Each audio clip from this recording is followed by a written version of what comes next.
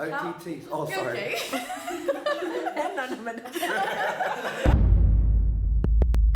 Kia ora koutou katoa, ko Sani ngā taio. I stand here as a proud Hatopora old boy who knows firsthand just how Māori boarding schools can change your life.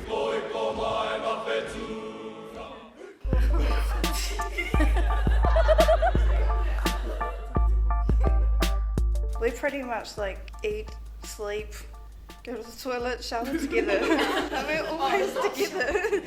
We're always together.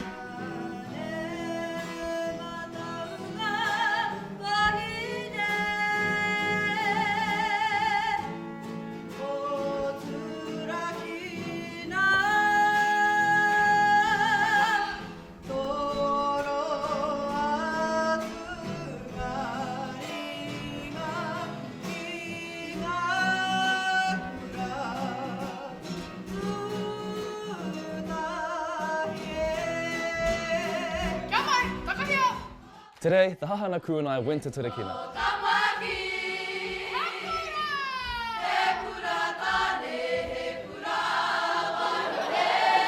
We listened to them. Ko mātou ngā tauira o Turakina ngā hara. We laughed with them.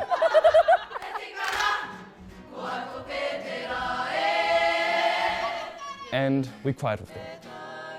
The friends I have made just turned out to be my whānau, and I'm scared that I'm going to lose them.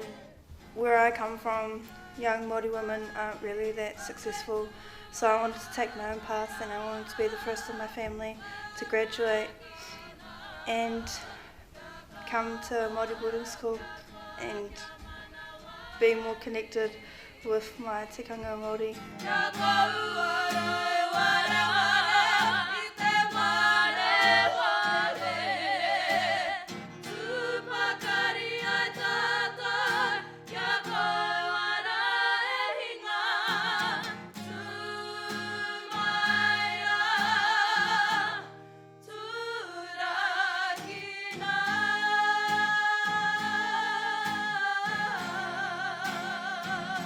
We are taught to believe we are wahine toa and capable of anything.